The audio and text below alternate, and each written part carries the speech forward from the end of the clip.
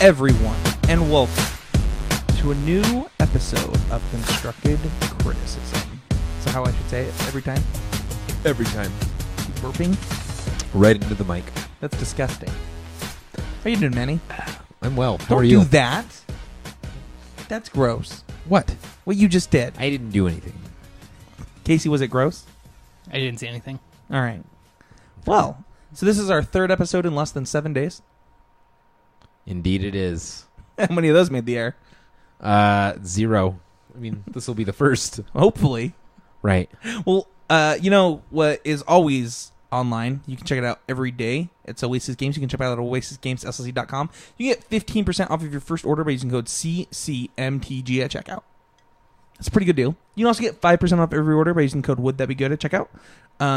They're a pretty great place. Check them out, oasisgamesllc.com. You can also support the show directly by going to patreon.com/ccmtg. Casey, why should somebody become a patron? Well, I say it every week, but it's basically it's what you can do to help this show. The advantages of becoming a patron are that it helps us advance the show, advance what we can offer as a brand and as a website. It will, there's goals you can see right on the page so when you sign up, you know exactly where your money is going. And it's just, if you like what we offer and want to see more of it, it's the best way to get it. Yeah, absolutely. So check it out, patreon.com/ccmtg. Awesome. That's it. That's all the jargon. Not jargon. I keep using that word. Jargon. Yeah. It's all the ad space that we're going to use this week. That's exciting. I mean, I recently took an endorsement from Jiffy Lube, so I'm probably going to talk about that a little bit later. So every week on this podcast, we talk. Before we get there, I've been doing this, and I want to keep doing it. So, I've been doing it, and none of them have aired. But this week, we're going to talk about something pretty great in Magic. What are we going to talk about this week? I don't know what this is an intro to. The training grounds. Oh, yeah. So this week, our training grounds is on managing your resources. Wait, but we already done that. Like on episode 5. Well, or 8, 7? Like no. 2+ years ago? No reasonable person has heard that. And, we've learned things about it since then, and we've gotten better at podcasting since then. And we figured it'd be a good time for a revisit. Yeah, so, a lot of people ask, like, hey, how do I get the older episodes of Constructive Criticism? I'm like, do you really want to listen to that? Yeah. A lot of them are very raw, very bad. I'm just like a way better radio host now. Why would you want to listen to the old me? And more importantly, I was not on those episodes, so it's like they have such little value. Yeah, we'll go with that. Thank you. Hashtag those build you things up. are both true, but there's not correlation does not imply causation. I mean, I don't know. Well, we're going to find out because you're going to talk about it this week. Sounds great. Awesome. So, hashtag always improving. Hashtag always improving is our way of talking to the listeners about how we're improving at Magic. The reason we do this is because I'm not perfect at Magic. Manny's not even perfect at anything except his beautiful face. Thank you. That's the most important thing to be perfect at. Yeah. And Casey, are you perfect at Magic? No. So you think you could get better? Hope so. Do you think you could always improve at Magic? Yeah. I think there we go. Yeah, that's the idea, right? So this week at Magic, I improved by something that I think that this is like something that's happened to me in life that I'm like, I really want to get better at. And that's just dealing with change. We have a rotation coming up, and if there's anything I've learned in life, it's that I'm going to be kind of frank. So I hope this doesn't offend anybody, but smart people are really good at dealing with change, and dumb people are really bad at it. Change freaks dumb people out. They don't know what to do. Something changed in their life, and it's really hard for them. And smart people are like, you know what? Like, that sucks, but I'm going to deal with it, and we're going to move forward. And I want to be better at that. I think I'm good at it, but I think that I could be better at it. And so that's something that I'm going to, like, really practice, that I practice in life that I hope that I can apply towards Magic. So, Manny, how did you get better at Magic this week? I got better by taking a lot of emphasis off of Magic, actually. So I typically tend to focus on one thing so hard and so intensely that I burn out, just like a star, right? Haha, I am a star. But I just go too hard and too fast at something, and I lose just all taste for it. And I'm trying not to do that. I'm trying to, expand all of the hobbies that I like to do and not focus on one with too much intensity. so that I can maintain it at a reasonable, pace. Yeah, I think that's more than reasonable. I know that Casey started working out. Like the group, like we play basketball on Thursdays now. We've been doing that for about a month, and like as the testing team, like just comes, like whoever's available comes over and plays. I think that's really smart, Manny. Thank you. Yeah, become well-rounded, like a true Renaissance man. Yeah. Casey, how did you get better at Magic this week? In a similar vein, but a little bit different. Taking a little bit of a step back from the way I've been thinking about Magic, and remembering that it is a game, and that it's something that you have to enjoy doing to be really good at. If you're not having fun playing the tournament or the deck that you're playing, you're just not going to do that well, because you're going to be just going through the motions. And I mean, you can do fine. You might finish with a winning record, or you might even make top 8. But like, if you're not really in it to win it, you're not emotionally invested, it's tough to win. And that's true of any game or any sport I've ever played. If you're not really into it, you're not going to do well. And I've been playing Rally the Ancestors recently, which is about as fun as filing your taxes. But I've been playing it at every tournament because it's just the best deck. But I just haven't been doing that well because I feel like I'm filing my taxes. So, Which you could do at home. That's true. In my underwear. I don't even have to do anything. I mean, why do you need an opponent to goldfish? Yeah, it's not even that it's like a goldfishing deck. It's just not fun. I just don't like playing it.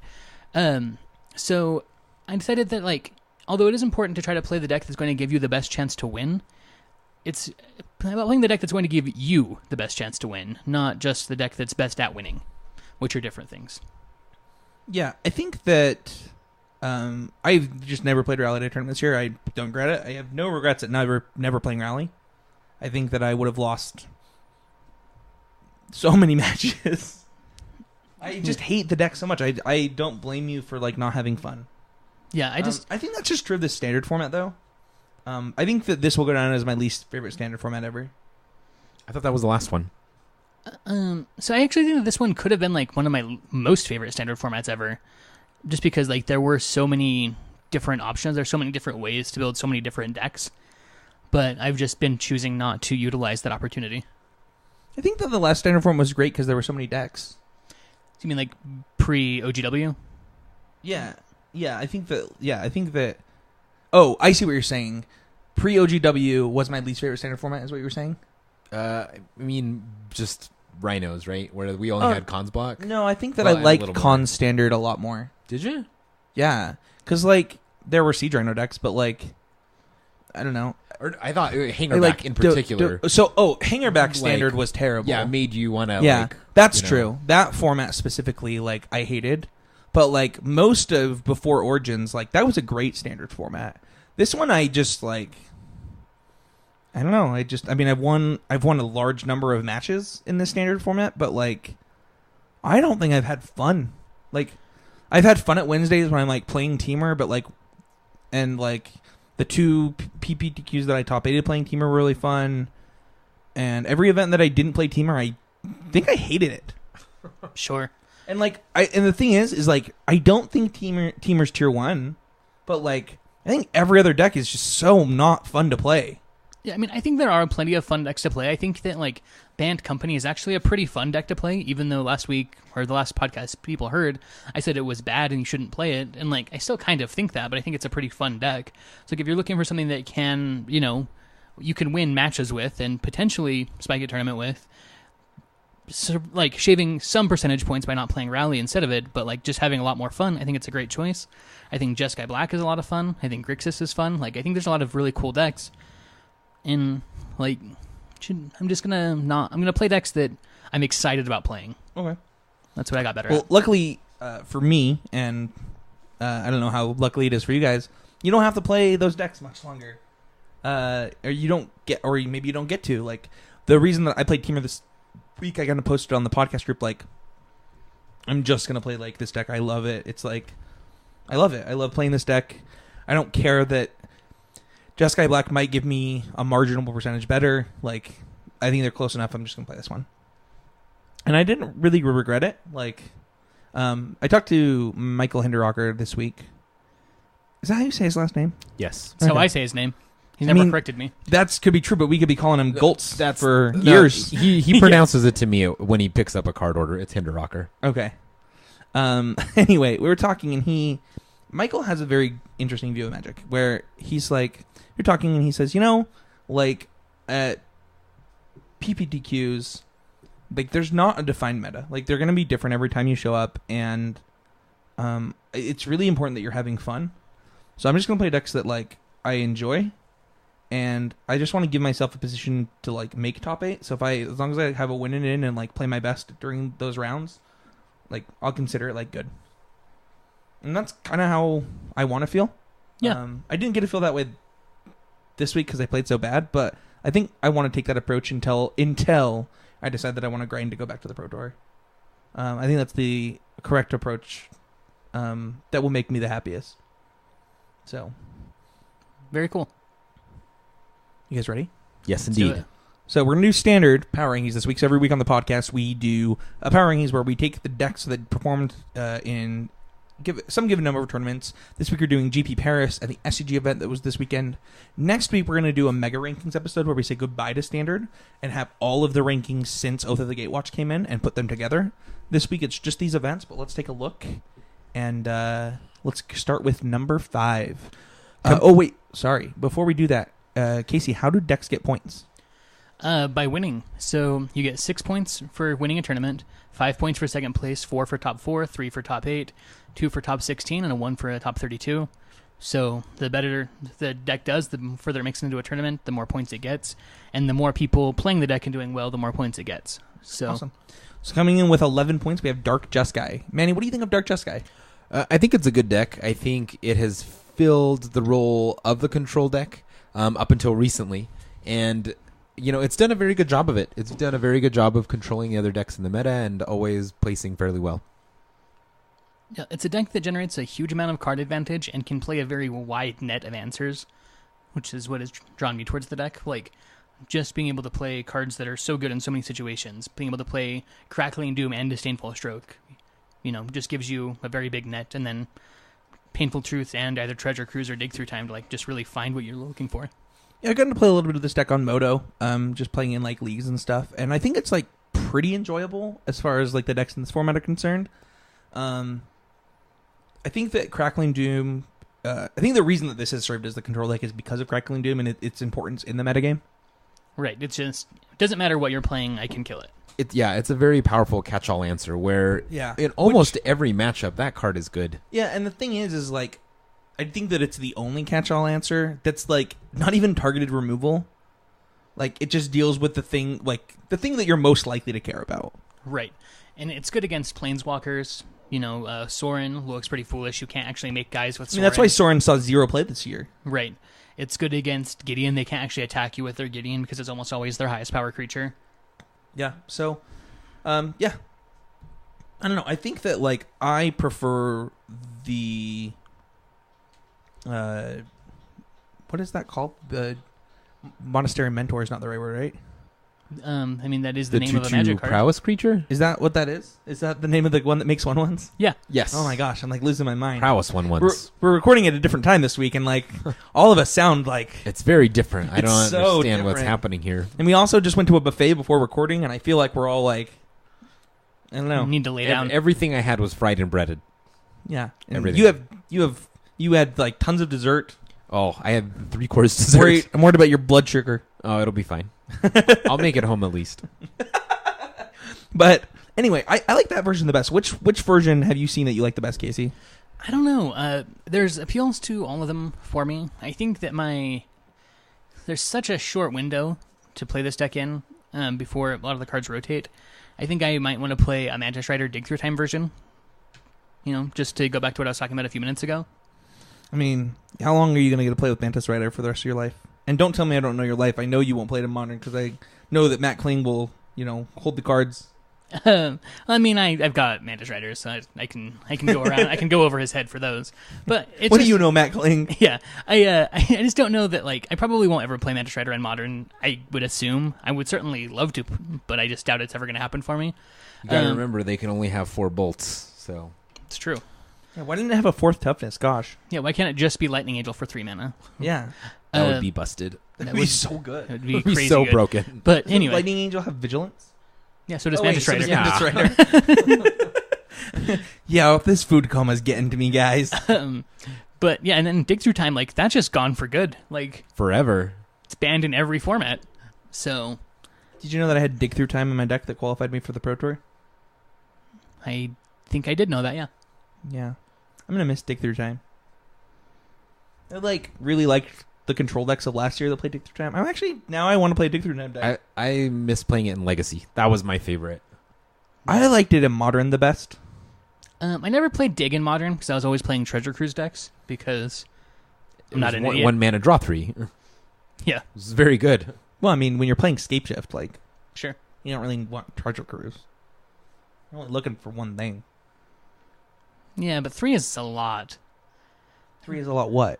It's just a lot, man. Three what? Cards. 3 cards. Yeah, but I only need one to kill you. Yeah, but like 3 is so many. 3 is so many. Yeah, but wouldn't you rather play Instant Speed Demonic Tutor? And then they die? Yeah, I mean that's great, but like I like casting Dig Through Time better than Treasure Cruise, but Treasure Cruise was a force of nature in Modern. Where Dig Through Time, Rogue Scapeship for life, man. Dig Through Time didn't catch on quite as much. All right, so he likes he's going to play Dig Through Time, Mantis Rider. What would you play? You only got one more shot at this deck. What would you play, Manny? For Dark Jeskai? Yeah. Probably just the iteration that Jerry T plays a lot. All right, there you go. Well, coming in with 13 points, we have the man, the myth, the legend, Siege Rhino. No, just kidding. It's just Abzan. The myth, the legend, the Sea Yeah. Drainer. Yeah. Yeah, so this is Abzan and Abzan Blue, which is just basically the same deck but with Stubborn Denials in it. And yeah, it was the best deck for an entire year. And it's kind of going on its retirement tour also. I mean, I don't know. I'm sad it didn't stay on top. I mean, you could have played it. Exactly. Be the change you want to see in the world, Manny. I mean, It won a lot of I'm going PPTs to. here. Yeah, I'm going to continue playing it Including until I cannot the one anymore. we played in yesterday. Oh, really? Well, yeah, one yesterday. Wow, it's won so many of our PPTQs. That's Yeah. amazing. I hear that there's the sweet version running around the SCG the CCMTG team circuit. They got a sweet list that just won an event. What event? We just won the PPTQ Oh, who won- yesterday. who won? Was it Nick? Nick won with, Oh, cool. Michael's version. Oh, I see. I would never play that version. Oh, I thought it was really good. Sure. He beat me to make top 8. Sucker. Yeah, I know I suck. No, I think this deck is great. I think that I really like the versions that play less Warden of the First Trees. But man, I'm gonna be so glad to see Anafenza gone. Couldn't be excited. Yeah. Anafenza is every word on that card is super powerful for some reason. It just does so many things. You wouldn't it makes it hard to for your opponents to flip their Jaces sometimes because they can't discard creatures because they don't go to the graveyard. Just weird little things that it's just oppressive against every deck. Yeah. I don't know, man. Are you gonna be sad to see it go? I'm going to be heartbroken. I'm probably going to get a 6-pack of beer and send it off correctly. You gonna light your deck on fire? Yeah, why not? Viking Funeral. No, but I mean, just the power level and synergy of all those cards was always so amazing, right? I mean, Abzan Charm, man. Right. What a card. So Warden into Anafenza into Siege Rhino was a game I very rarely ever lost. Yeah, I don't think anybody ever lost that game, dude. I mean, unless you were playing a deck that did that first, then that was always bad. Yeah. I mean, I think this deck is great. I think that it's never not been decently positioned either. Nothing, especially in this format. I don't think anything ever was really good against Abzan. Right. There were plenty of things that were good enough. I mean, you guys But- said ramp was oppressive to it, but I didn't feel that way. I felt like the matchup was Well- not in your favor, but definitely still winnable. Yeah, actually, so that was the commonly held belief, was that Ramp was just actually a fleecing against Abzan. But Matt and I tested that matchup a lot, and I tested that matchup independently a lot, and it didn't actually feel that bad for Abzan. It felt pretty play draw dependent. Playing the 4-color good stuff deck, the Jedi Jund, Mardu Green, Abzan Red deck. 4-color, no blue. Yeah, 4-color, no blue. Thank you. I appreciate that. When I was playing that deck, I beat Ramp 3 times in a row, and I was these games aren't even very close. I still don't feel favored. Right. I feel like I'm like one spell away from losing this game. Yeah, that's how it always is, right? It's about killing them before they get it all. Because like once they have it, the game's over. Like Once they chain a world breaker, I don't think you just- can win. You just can't stumble. right. So you just have to kill them before the world breakers come. Or Yeah. One time I don't actually believe it's physically possible to beat a resolved Ulamog. I don't think anybody's ever done it, and I think anybody who says they have is lying. but yeah, I think that Abzan like never really had a bad. Oh, what? I've done it. Liar. Oh, just. Oh, I see. You weren't saying like. You weren't saying like talk. Let me talk. You were pointing at your chest, saying, "I'm the man." No, I'm just saying I've done it. All right. Yeah, I think that like Abzan just never was bad. Like I think that you give credit for that to Abzan, Charm, and Siege right now. I think that like, regardless of like whatever its dominance is, I think it probably. I mean, it was better longer than. I guess it falls into like the Sphinx's Revelation decks, like the decks that like the key card in it. It was good the entire time it was in standard.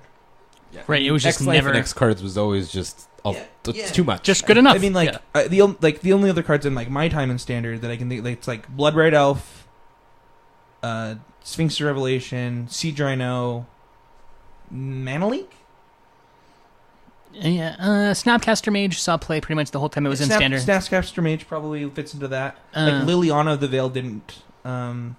It was pretty inconsistent its first year in standard. Yeah. Well, you were saying it was playing against things like Lingering Souls, Yeah, where it was exactly. just bad. Right.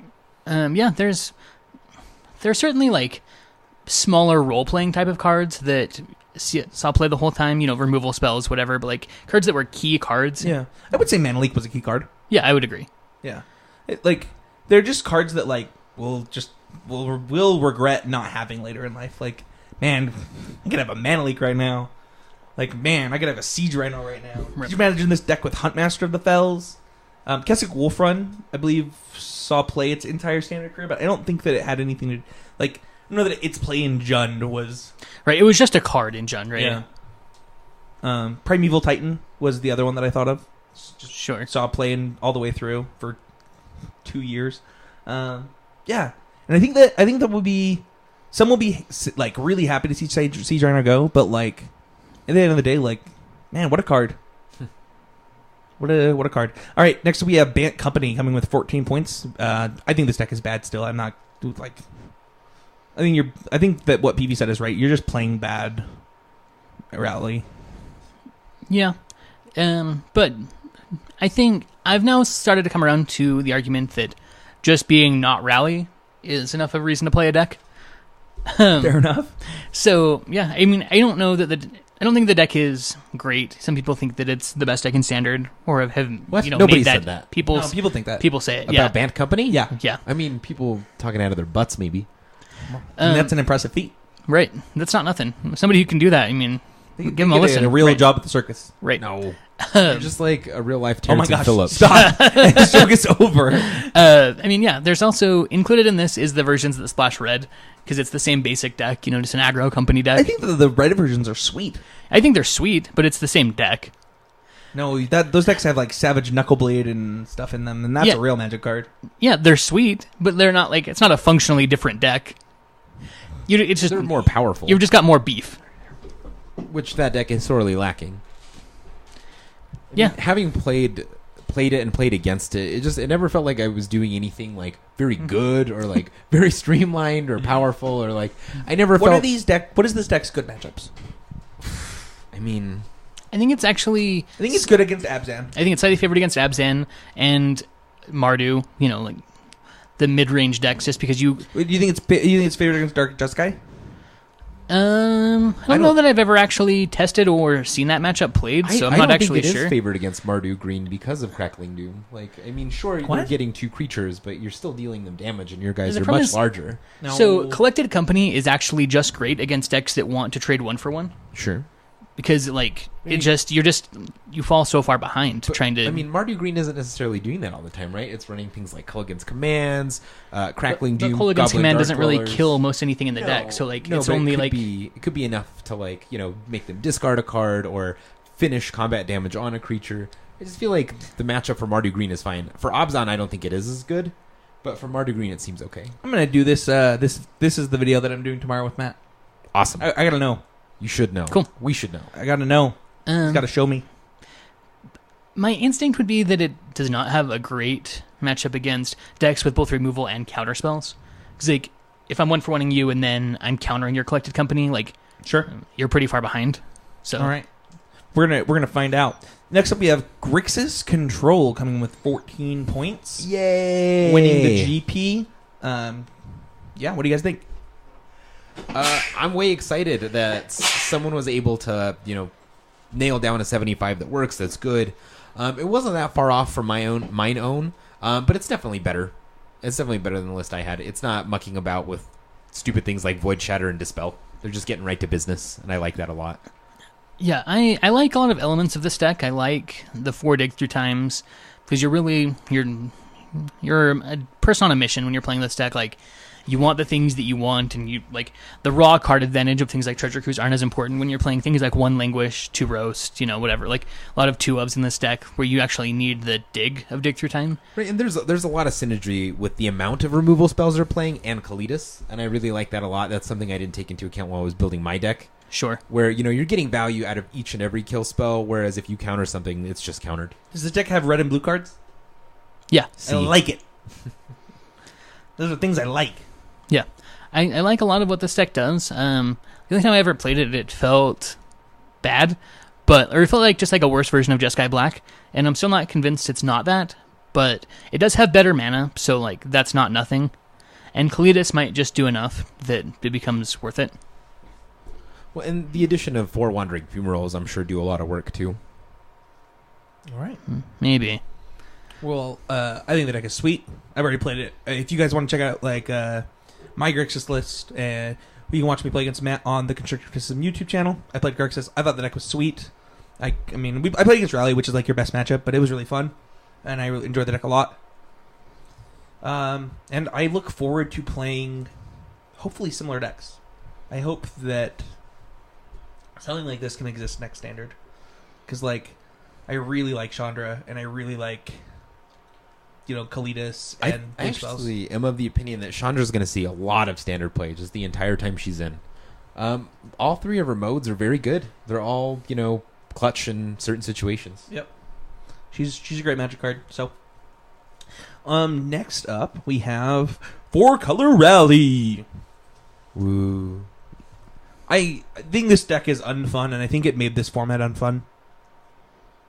I agree. Yeah, I don't know. It's an interesting deck from a playing it perspective. Like, you do make a lot of decisions, and like you can take a lot of lines, which is usually something that I value, but just none of them really do anything interesting. It's like, I don't know. It's just not your cup of tea. Yeah, it's just not a good time. It's not even like, the thing is like when I think about decks that I just hated, like Mono Black Devotion. I didn't hate it because I loved that Hot Fire. I didn't want to play it because I didn't think it was fun. I always felt like it was like playing bad Jund. Sure. And that annoyed me. But this deck doesn't feel like I'm playing good anything or bad anything. It's like just this mesh of cards. Yeah, I mean, it's certainly and then they it's have a these synergy stupid deck. 1/1s and these stupid 2/3s. Mostly And the 2/3s. And also, playing Evolving Wilds just makes you feel bad about yourself. yeah. And nothing, I think that Just all of a sudden, honestly, when did you start playing a limited I just deck? think the printing of Reflector Mage was just a mistake. It is so unfun, and I think that the format was pretty fun before that card existed. Yeah, I don't hate Reflector Mage. It's a bit much with this deck. I think that outside of the context of this deck, I think it's a fine card that will be totally reasonable in Standard. In the context of this deck, where the best hate cards against its combo are creatures, Reflector Mage is just a bit too much. Mm-hmm. All right. Do you guys think this is the best deck in Standard? And we'll remember this being the best deck. We're doing this goodbye episode. Forget that. We're asking all these questions later. It's very good. It's very boring to play against. It makes me feel like the 127 hours guy. I played against it 3 times at the PPTQ. That's 2 times too many. I would have dropped after the second time. I went 2-0-1 against it. Oh, nice. I mean, it was one of my best matchups, but I was so bored at the event. I think that's why I didn't enjoy the event. Yeah. They're just like, why, what are you doing? And like, apparently it was like 30% of the decks there, from what the judge told me. 30? Oh, I heard it was close to half.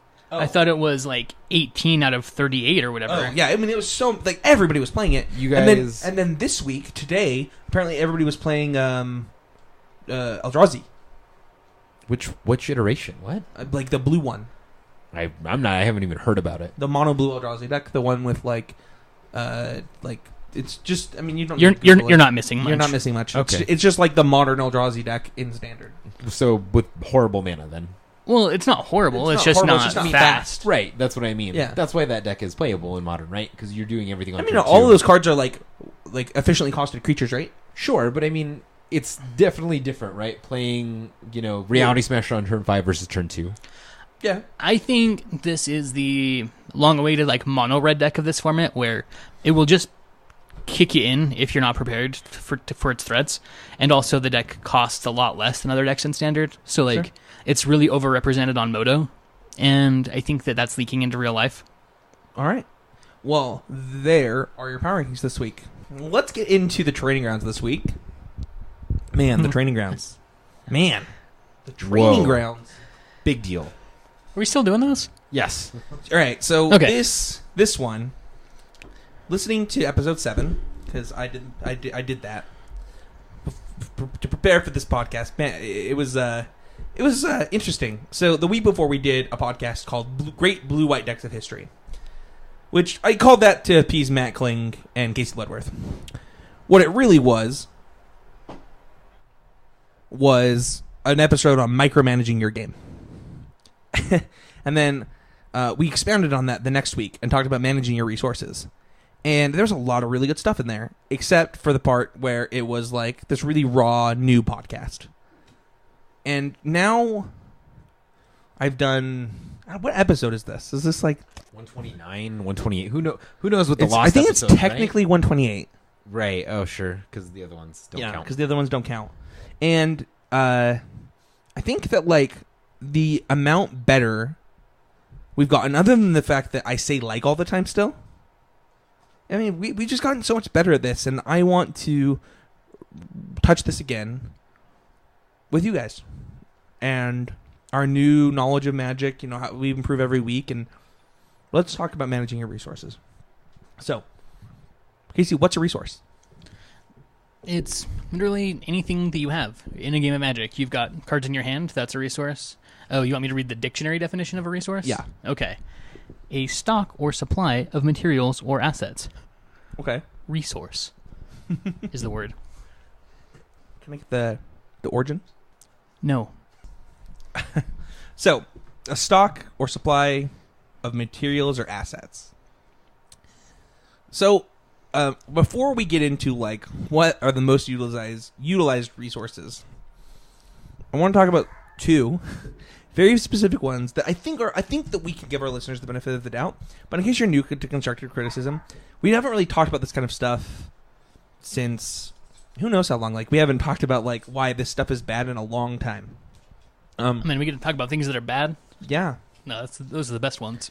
So, cards in library and life total are commonly the trap resources. Like, you think to yourself, here's a story. So a few months ago, my older brother got into Hearthstone. He goes, hey, have you checked out this game Hearthstone? It's like really cool. Yeah, I have. He's like, oh, so do you want to play? Like, yeah. And he had built mono life gain druid. Sure. And he, with like healing touches and like Yeah. I know the one. yeah. And he, at the end of the game, he gets crushed. He goes, "How did you beat me? I gained so much life." And I was like, Josh, like you in a game like this, like while your life total is like really important that you like utilize it and things like that.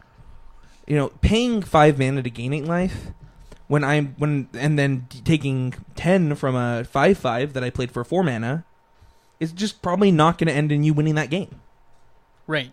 You spent mana, and more importantly than just the mana, The card. not only from your hand, but a card in your deck. Like, that, if that could have been a card that would impact the board, and you would have drawn a better card, and you could have played a better card, it would give you a much better chance to win. Yeah, and you know, the concept, he was like, nah, I think you're wrong. It's like, I just need to gain more life. And at some point, like, it kind of just doesn't matter how much life you gain. Like, if they just have 4 5/5s, like... This is how super villains are born. Like, he's going to try to get all the life. But it's something that I think people misunderstand. Life is a resource, but I don't... And life gain can be a resource. But, like... It's a trap. Yeah, it's a trap. It's true. Yeah. So, I mean, some of the best cards in Magic history have had strong life gain elements to them. Yeah, Thragtusk. But they're Sphinx's Revelation, Baneslayer Angel. almost always in addition to something else, right? Yeah. Like Siege Rhino. So it's a 4/5 body with a 6-point total life swing. So, like, you know what I'm saying? Where, of course, that is relevant, but you would never play a card that would just make your opponent lose 3 life. Man, And do you make remember the gain. first time we were all playing Siege Rhinos and our life pads were just like... Yeah. It was Wonky. really Yeah. stupid. Yeah. Do you remember the first time we were playing Thragtusk and we were looking down on our life pads and I'm like, what are you at? 45. What are you at? 53. Oh, this is Yeah. this is interesting. Is it a junk reanimator mirror? Yeah, I mean all kinds of stuff, right? Like Yeah. and while like there have been decks like Soul Sisters and even Soul Sister standard decks where you know, they played things, they utilized what they were getting, right?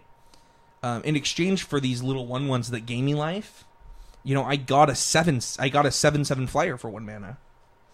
And this huge deal. Right. And it has to be a big enough deal. The big deal can't be, Look at your opponent's hand, gain life equal to the number of cards in their hand. oh my gosh. Yeah, it has to be a pretty big deal. And the other one that happens all the time is mill. Right. People have this, like, Thought Scour you. Because why? Like, if you're not going to win the game by me running out of cards in my deck, milling me does actually nothing for you. And might actually help me. Right, and the excuse that, oh, you know, what if they needed those 2 cards? And it's like, what if they needed to get rid of those 2 Yeah, cards? what if those are 2 Like, lands that there's they couldn't possibly win if they drew, Yeah. and you lost the game because you I'm unearthed so their proud bombs? of you. Why? Because, like, right before you were on this podcast, we were playing Modern together. Yes. And you were thought scouring me, and I was telling you this exact thing. Yeah. And you were like, no, I'll do it my way. And I'm like, Well, I mean, I didn't understand Tassiger, right? It was beyond me. well, I'm just proud of you. Oh, thank you. Like, it just shows that, like, people grow and learn.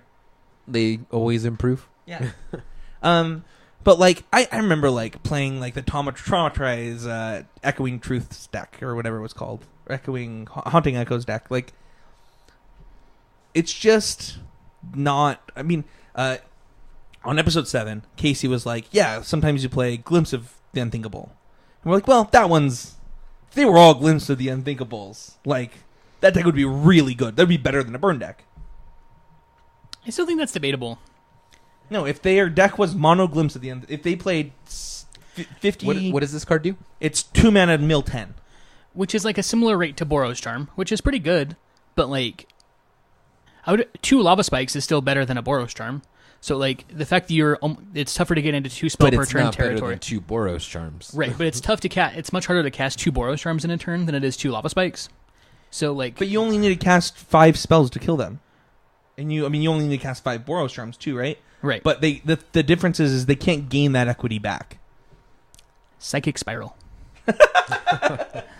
Elixir of Immortality, All right. That's not Felden's happening. Cane. That doesn't... No. All right. No. Emrakul. Be quiet. That's true. That was actually something. There was actually a mill Ascendancy, Pyromancer Ascendancy deck, and Quentin Pierce straight up just had the Emrakul in his sideboard his entire time in Standard. Deck building. Get there, Quentin. No, I think that like there are cards that are good enough, right? Like if Wizards is like, you know, we're gonna print 16 different like Glimpse of the Unthinkables. There's gonna be a 1 mana mill 7, a 2 mana mill 10, a 3 mana mill 20. Sure. Like So like that something that deck's playable. let me be fair. So if Tome Scour, Mind Sculpt, Breaking the blue-black half of Breaking and Entering, Glimpse the Unthinkable, and Mind Funeral were all in Standard, like that would be like a pretty good deck, right? Like, it's just those cards together aren't as good as the cards that form other decks in better, in stronger formats. Right, yeah. And the thing is the reason for that is, like, you're doing nothing. And I think one of the reasons that, like, it's different than Burn is because Burn a lot of the times has utilization outside of just hitting them in the face for 3. They're not all lava spikes. Tome Scour the Bird. Man, that'd be powerful. Put that and 5 other Birds of Paradise in your graveyard. And it's important to note that, like, sometimes you have to realize how important it is making an impact on the board.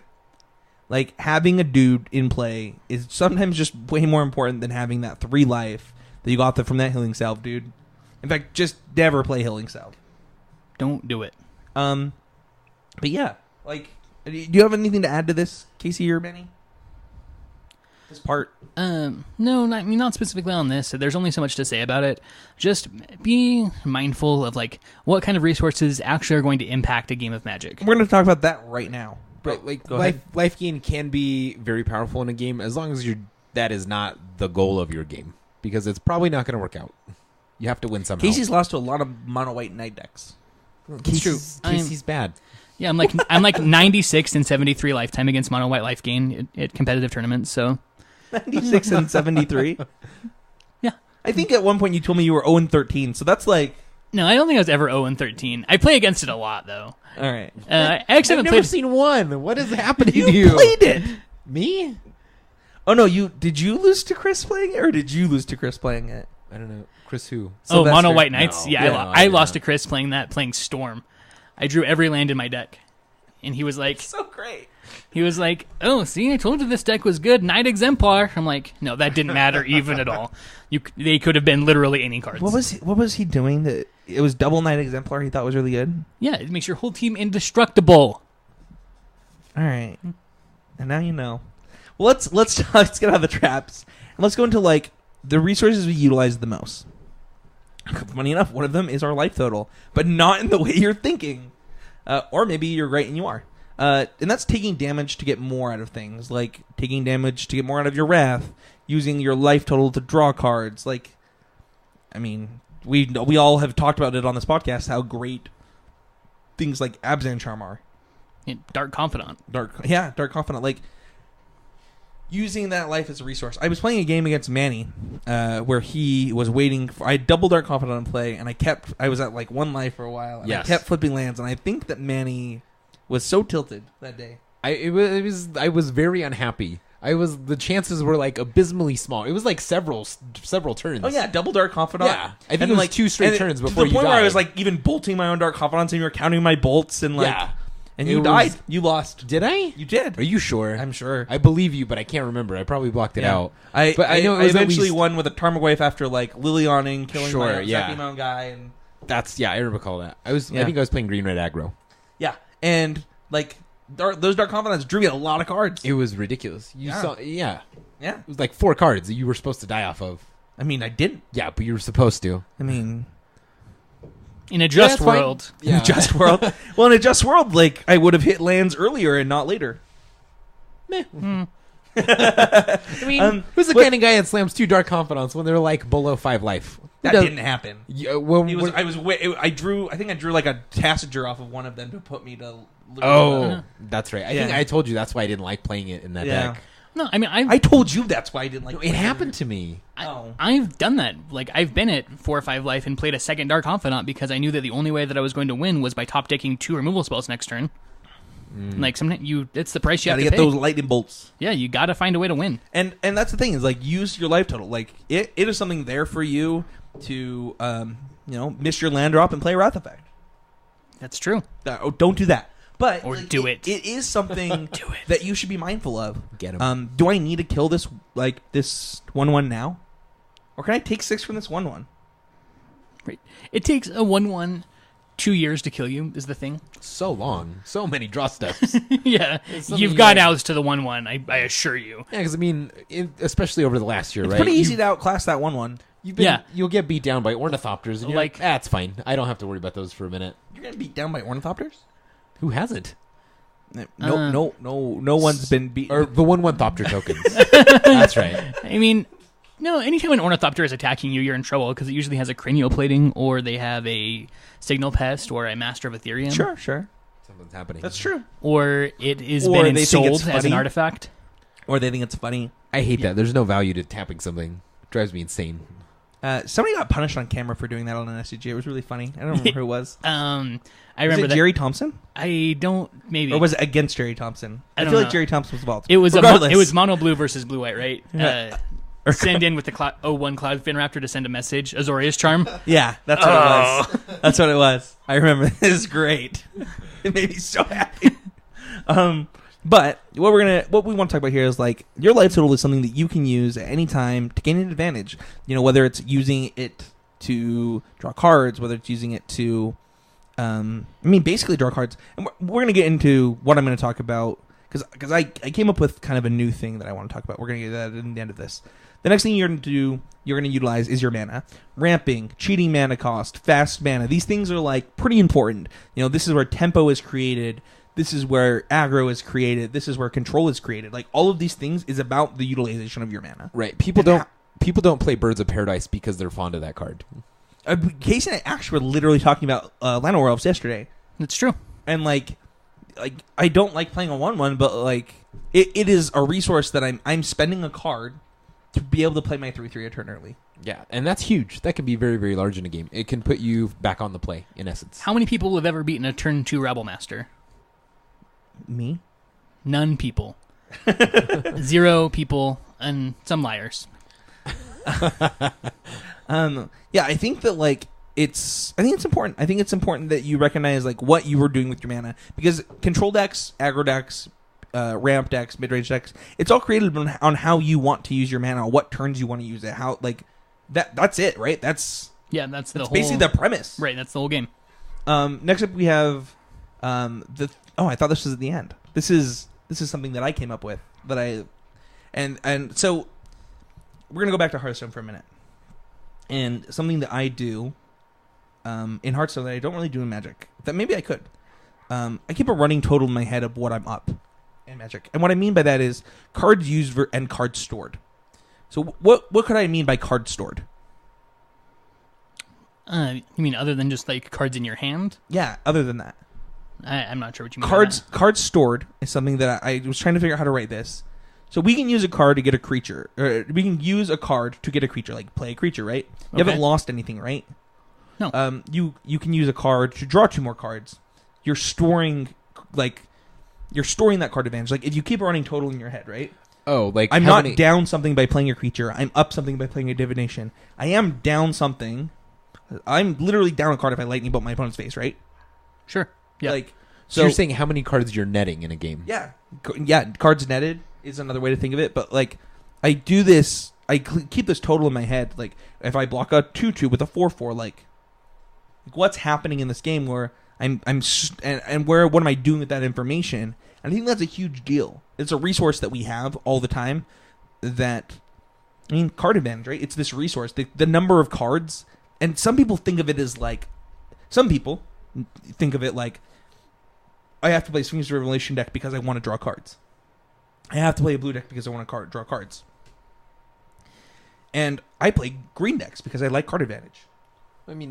Obzon's actually a really good example there because you have things like Den Protector, Obzon Charm. Den Protector, You Obzon have Charm. things that net you cards there. Yeah. I play green decks because I like being up cards. Yeah, there's plenty of ways to generate card advantage. Right. ETBs, Flame Tongue Kavu, that's a good, Necrotal type effects. There's lots of ways. Blood Elf, there's lots of ways to generate card advantage other than drawing cards. And I think that that's something that sometimes people will not really think about, and it's something that I think about a lot.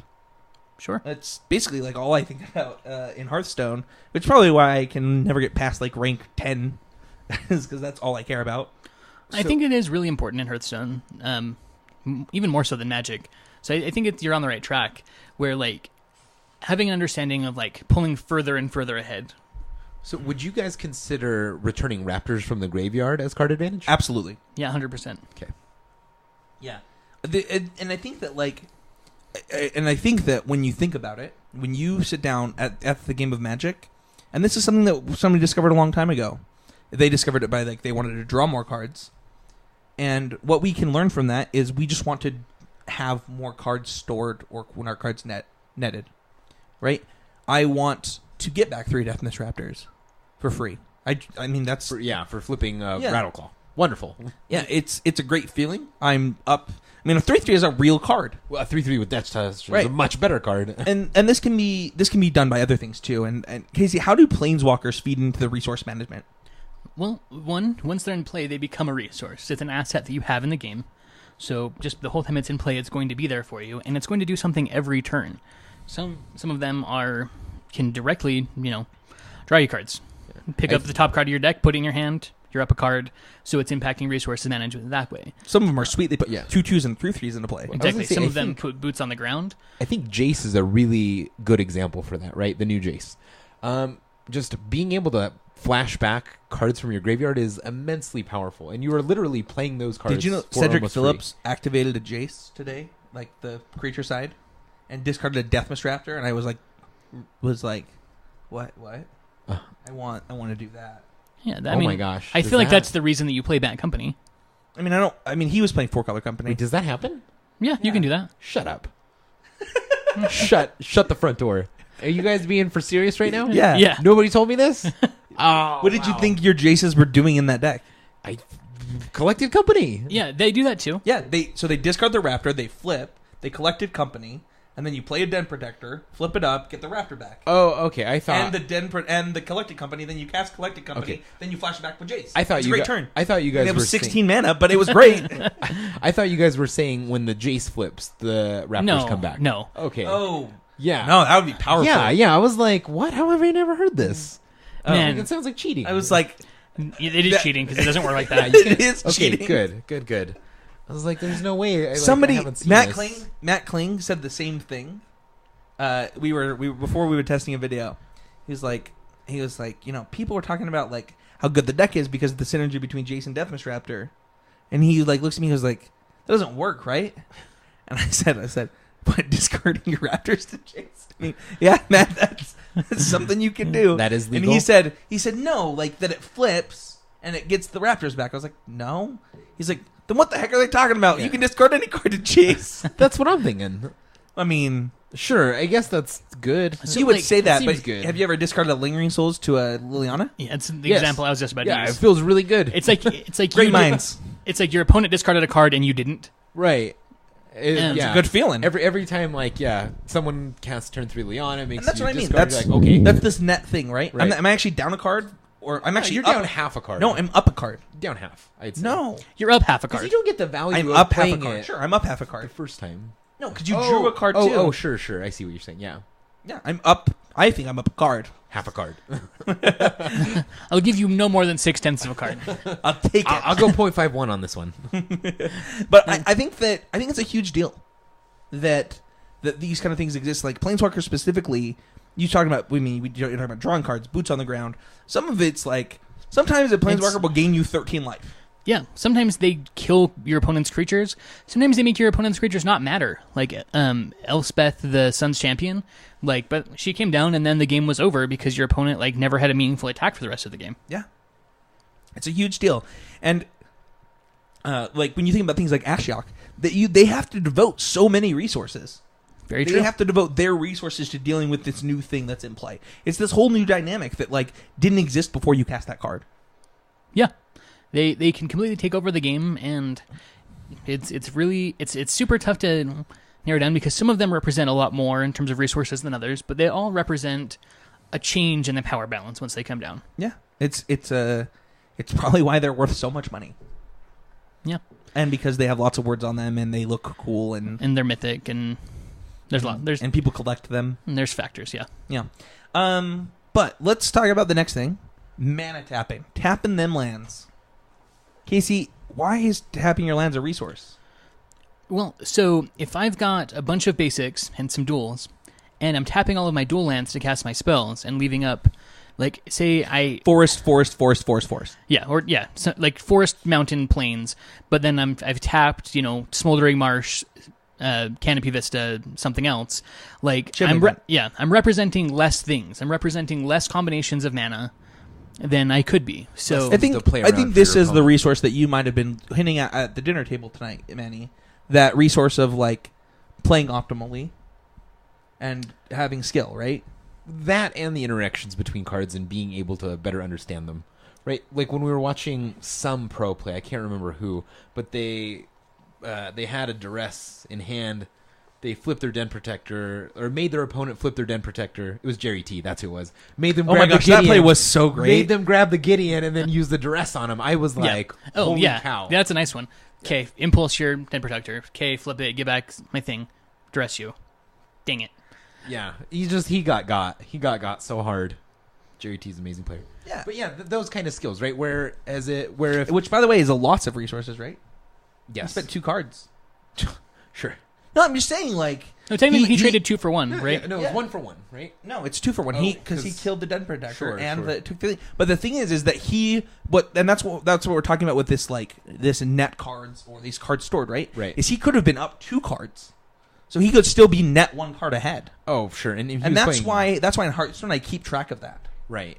Does that make sense? Yes, where you're just... As long as you're always trying to maximize how many cards you're netting. Yeah, I do follow what you're saying, and like, but sometimes it's you can trade 2 for 1 if the alternative is losing the game, right? So it's about like realizing what battle you want to fight the war on. Yeah, and I mean, for some people, like our Target Red last year, you would attack your 1/1 tokens into things all the time just to deal, whatever damage you could. Right. You wanted to. That deck was weird, and like it wanted to maximize the amount of damage every turn. Yeah. And one of the things that it's a concept that's underlying here, where I feel like we keep touching on it, is the part of managing your resources is placing your resources in order of importance. Yeah, that's the next. Oh, is it? You're so smart, Manny. Did you read the show notes? No, I skipped them. Yeah, you've been playing some video games. Right. So yeah, the next thing that we want to talk about is making the hard decisions.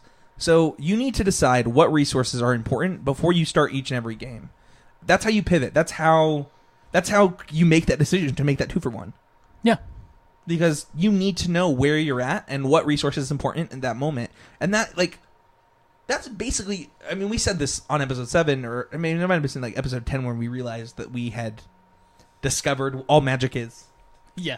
Is it just a game of resource exchange? No, it is. It's a game of resource management. Like, you are supposed to outmanage your opponent in the resource game. It's not Settlers of Catan. It's not that kind of resources. I hate that game. It's very different, and it's this ever-flowing... Right. It's a lot different because it's fun, right? But what I'm saying is like, you're not trading sheep or wool for wood here. You're trading, like... You're using your stuff, right? And they're using their stuff, and you're trying to end up ahead at the end of the game. Right, where a fiery impulse and a duress is easily worth a Gideon and a Den Protector all day long, every day, and if you're not making that trade, you're gonna lose. Yeah, so it's about like realizing, before the match starts, what you're going to fight over, and realizing like when it's okay to take a loss in a resource field. Okay, the only way that I could ever possibly lose this game is by blocking this creature and having him Abzan Charm his guy. So I'm going to choose to take 5 damage, right? Even though 5 is like a significant chunk of my life. Maybe I'm at 8. Maybe I'm at, whatever. Maybe I'm at 6. But like sometimes that's the decision you have to make in that turn. I think that the one resource that I don't know how I forgot to put this on here also that I'd love to touch on is information. Sure. And I think that's how you make the hard decisions, is managing that resource of information.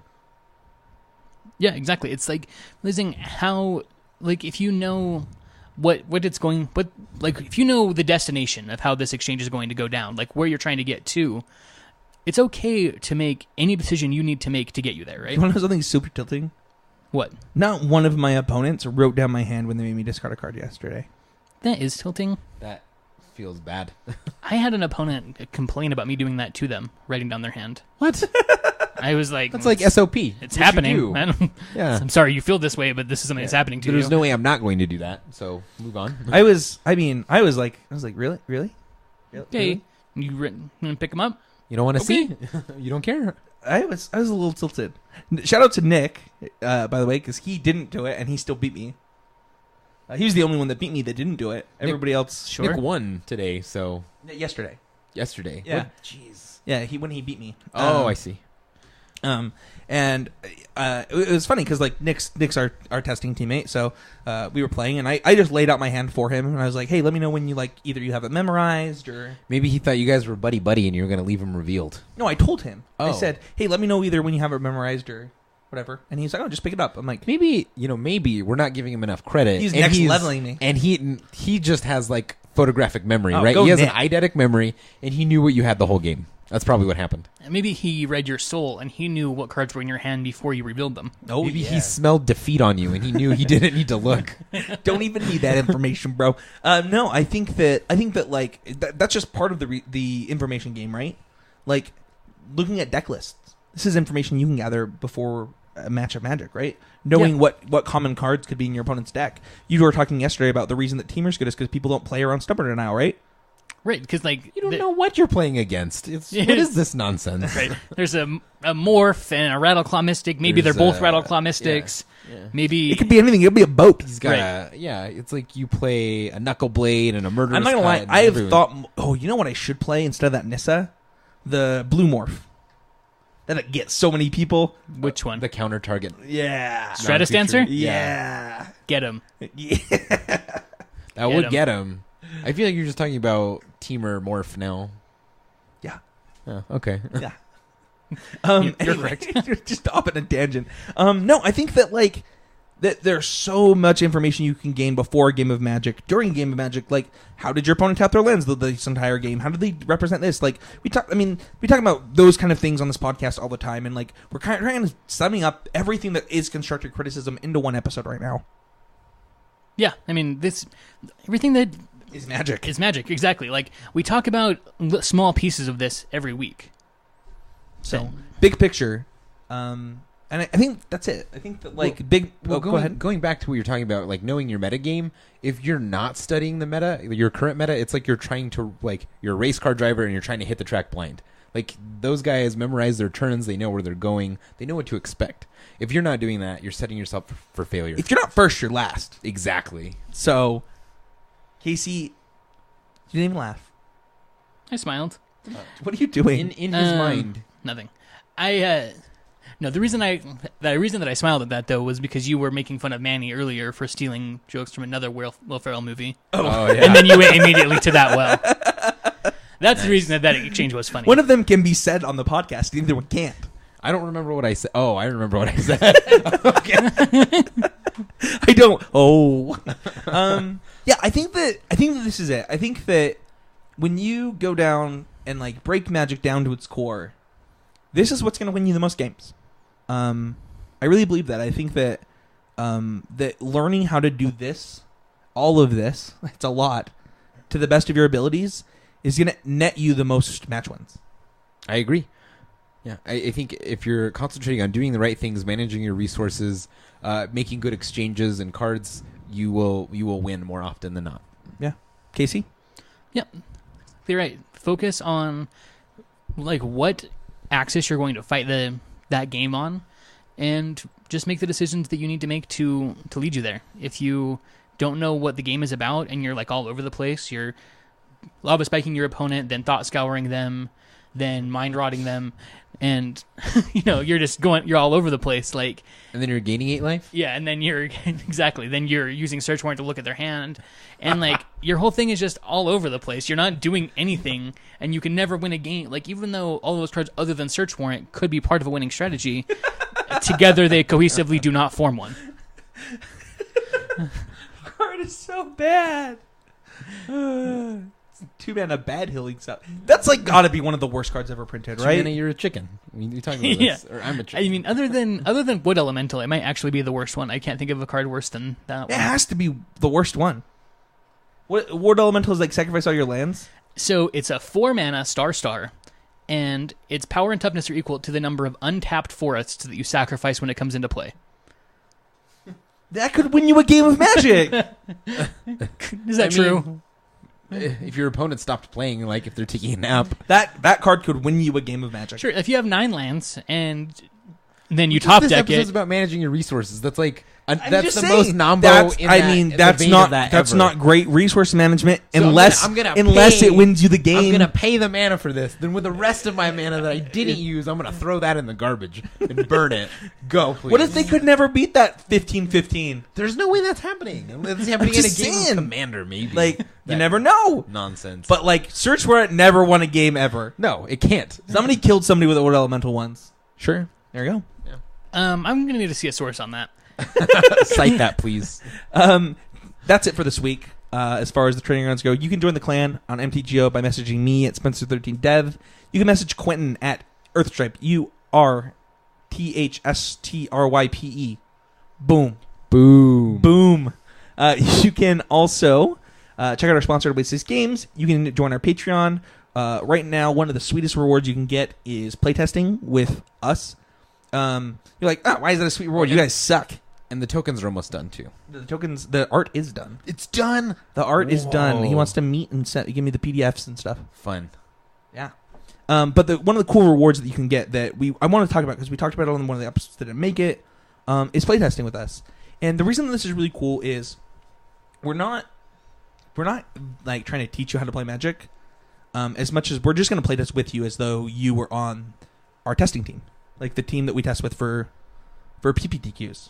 We're just going to treat you like one of the guys, and like we're going to do what I do with Casey and Manny and Michael and Austin and Quentin and Matt.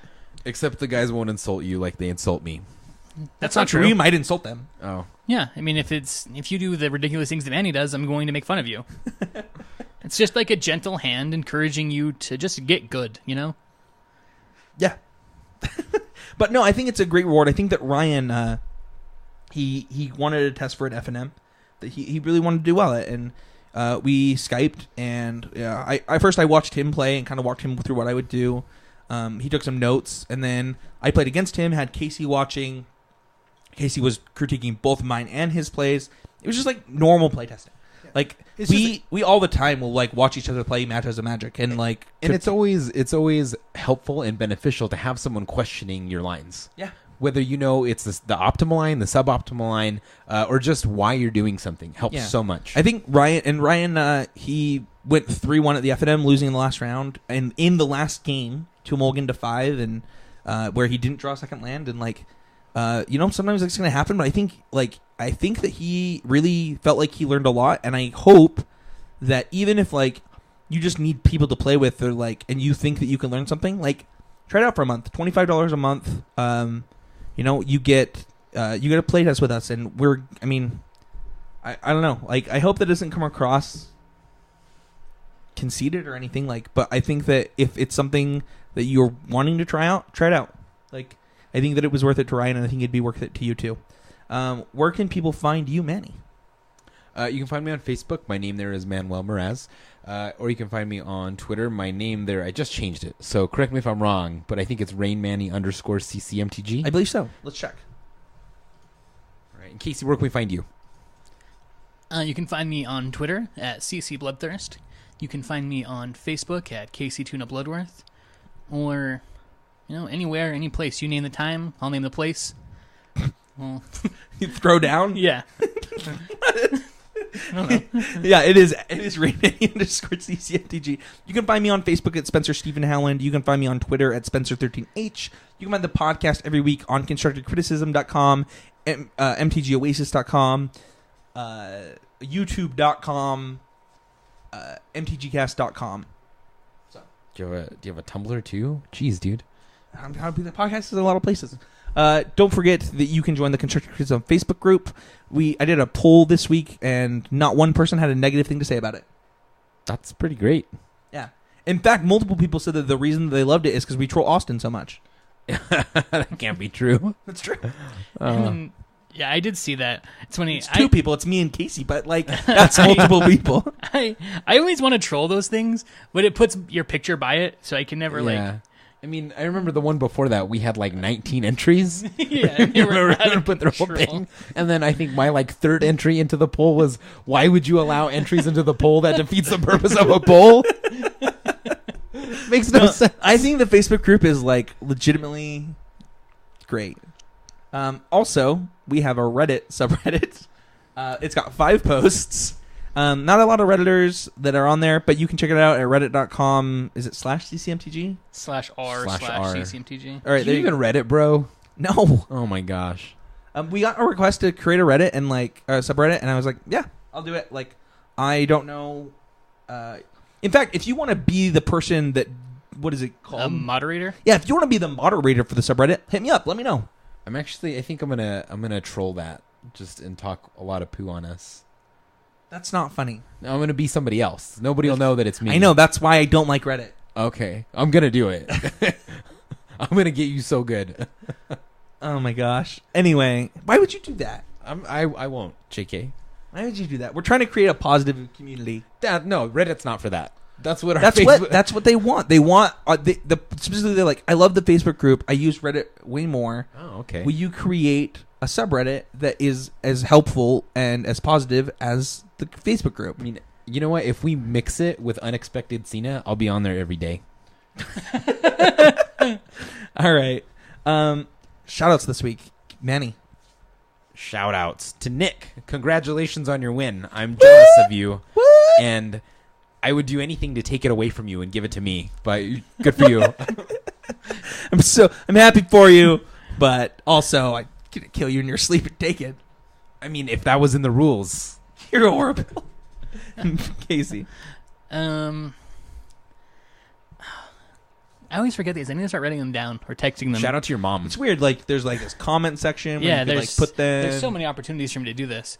I was also going to give a shout out to Nick. Good job for not only winning, but for seeing a deck, liking the idea of it, and just immediately pulling the trigger on it. Like having faith in your teammates and the recommendations of others without testing the deck, and also for lending me the deck that I played in the tournament. And shout out to Pork Chops for Breakfast. That looked legit. It was legit.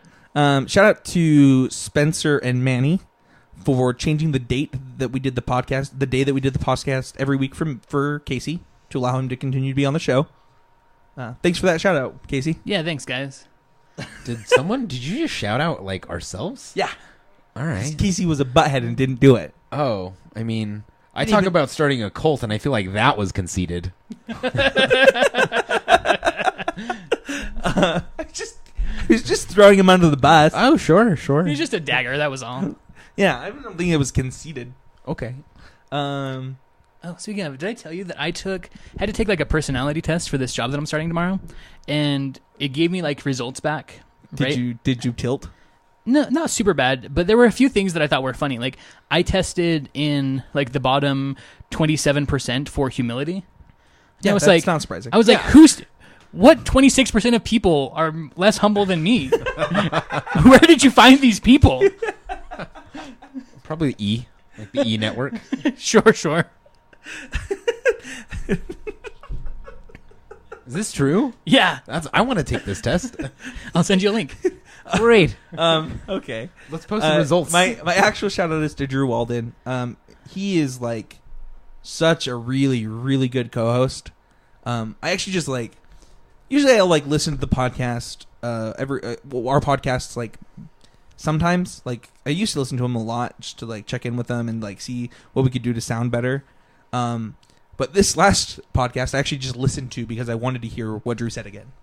I think he's like the Stephen Hawking of Limited. He's like a genius. Yeah, he thinks he's better at Constructed. Oh. He doesn't ever play it. I don't know. I'm just saying, but I think that he is a really, really good co-host. And if you haven't checked out Limited Time Only, you should do it. It comes out every other week. It's really good. Check it out. Let's move on to hashtag Would That Be Good? Oh wow, do we have to go like 2 weeks back? No, I think we do. I think we don't. I think we do. Could we just do the last week? Why? It's a lot of Twitter, man. I don't know if it's that many. All right, isn't it just like keep going? We'll be back to March 7th. Oh, maybe it is. It's not that many. Read this. At Magnificent Stew beat at hashtag Frankfurt tomorrow. Hashtag would that be good? Hashtag just saying. I don't know. I don't know.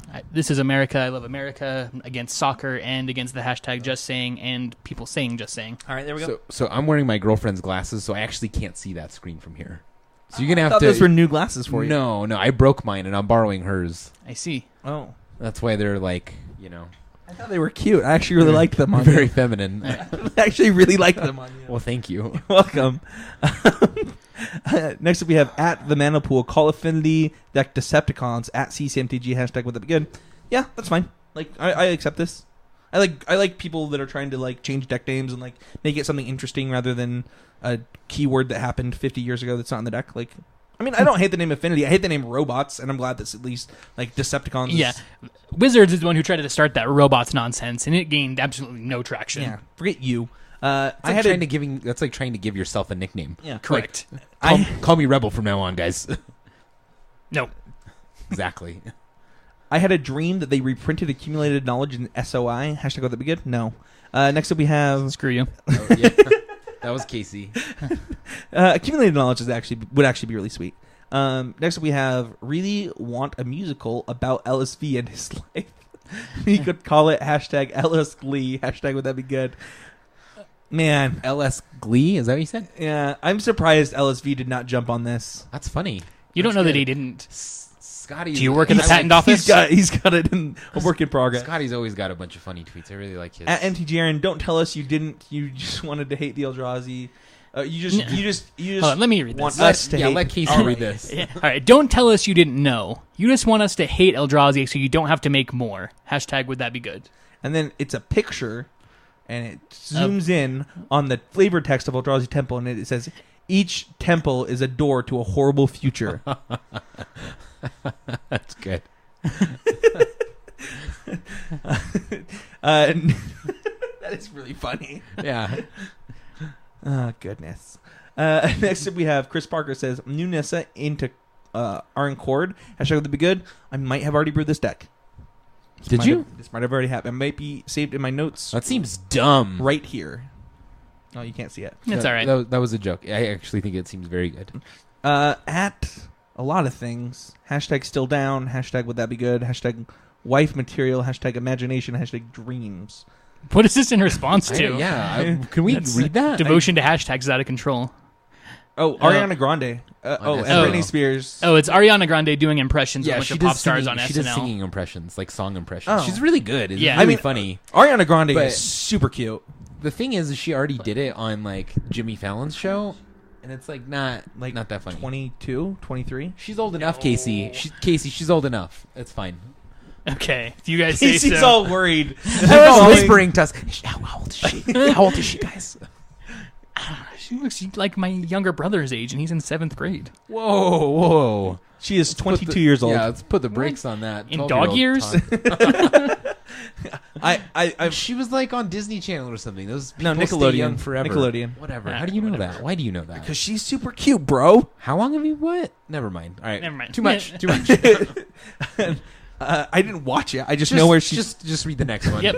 Please. Oath of Nissa into Sylvan Advocate into Kozilek's Return or any removal into Arlen Cord into Stark and Unbroken into Chandra the Flamecaller. What is this? Hashtag would that be This good? is called a nut drop.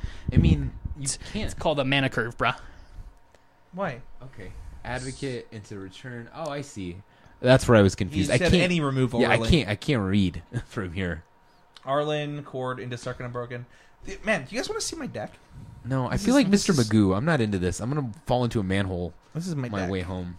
You're gonna fall into a manhole. Yeah, Mr. Magoo always falls into manholes. Don't you know cartoons? Casey has a magic philosophy question that you can find on the Twitter subreddit about how high stakes would need to be for you to choose winning a game over improving as a Magic player. There you go. Any amount of dollars. Interesting. You can go to the subreddit and discuss that. Oh my gold! What if we don't see Impy Rumble in a flashback, but in a Rumple's head? Hashtag would that be good? Hashtag need this. Hashtag please. Hashtag probs not. Are we talking about Rumpelstiltskin? I don't actually know. I don't think this person. Does this fall under the donut tweet of hashtag would be good, or is this weirder? I don't know. I feel like so this is like some combination of English as a second language and like autocorrect, right? That like makes this incomprehensible. I don't know what is Impy Rumple. I don't know. I think you should Google it or click on that I'm hashtag. not doing click that. on that hashtag. Hold on. I need to Hold- know let what. me- I'm gonna Google Impy Rumble is Impy Rumple. Impy Rumple. Like Impy is an IMP, like imp. Yeah, like an Yes. imp, Huh. like Impy, like Oscar Jones. Sounds. Impy Rumple. Impy Rumple sounds like the name of a European DJ. It sounds like a DJ name to me too. So Impy Rumple turns up no Google results. So it's definitely a European. And we'll never know. Thank you, everybody, for listening. We'll see y'all next week.